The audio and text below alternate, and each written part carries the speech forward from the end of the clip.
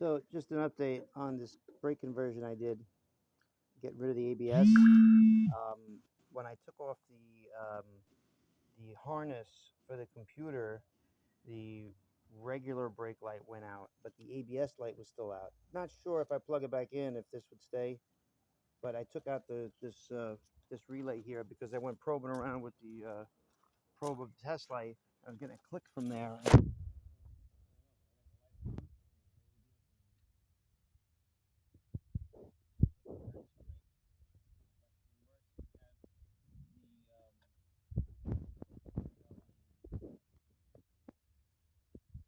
Warning light for the proportion valve spliced into this gray wire, disconnected it and put it here.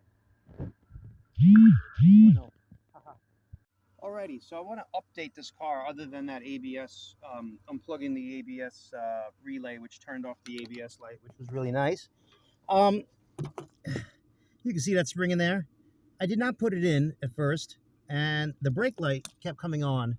It kept getting hung up, and there was supposed to be a different switch for the non-ABS, so I put that switch in. Ends up being there's like a different bracket, but for some reason this bracket is welded. The other one, the bracket that applies the light, yeah, that's it. It kind of, yeah.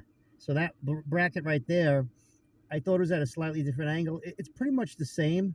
So I don't know if they just put a happy medium when it came to that. By the time 93 or 94 came around, which was the year of the Dodge Shadow that I took this out of, because it had the same part number. But for some reason, it has a different part number for just that piece. And on the original ABS thing, which is completely different, it does unbolt. So I was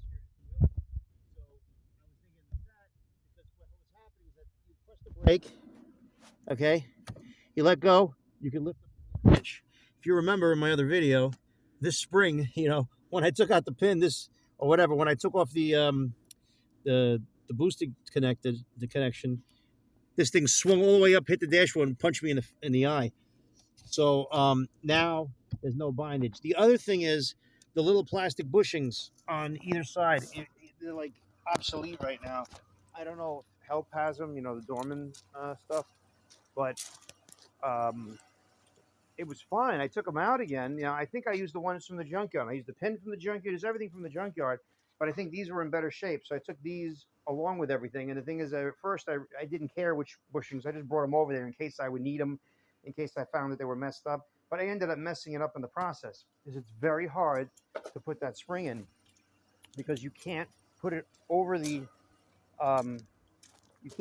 brake pedal. Let me show you on the other one.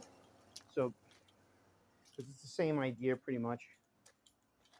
So this guy here, what I did, let's say the brake pedal goes in this way. You got to put the spring in, put it in the hole, but put it like this, because then you're going to feed this straight up, slide it on, make sure it catches behind here, so it has spring tension, and then you have to pull up with your right arm, and then with your left hand, you put the pin in on the left side here. Otherwise, you're going to tear up the bushings. It's just going to be a mess. There's nothing right, and you can see this thing bolts in. Not that I could have put it in because, like I said, the other one was welded. I don't know what the deal is, but they just did it differently, I guess, or it's just something with the Dynasties. But the brake pedal had the same part number, so it doesn't really seem like it's an issue. It seemed like either the bushings were binding for whatever reason, even though I greased them, or the because now it moves very, very smooth. But that spring had a ton of tension. At first, I just tried to add a spring.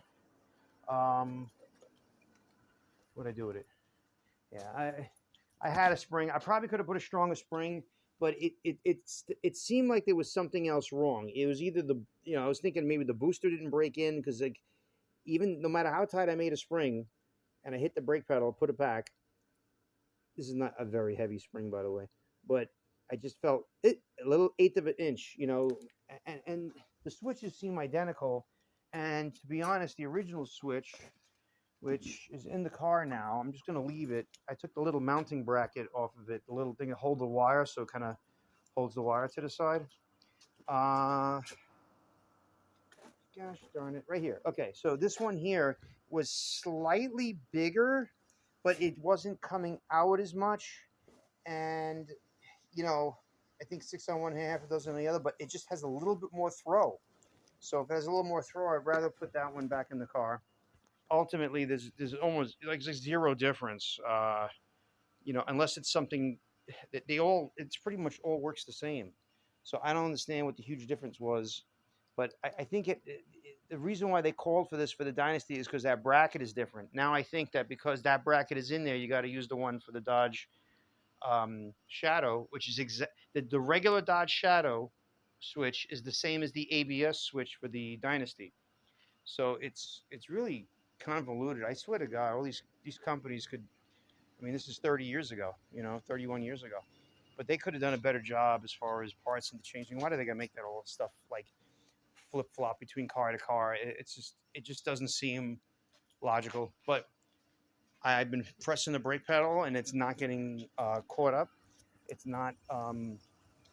Not only is it not getting caught up, it well not getting stuck on the switch, or the switch is going back every time. There is a ton of spring pressure, so it's bringing it back, but I can't go up once I'm up.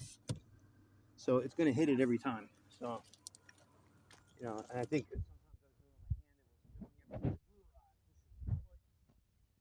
and it's not staying.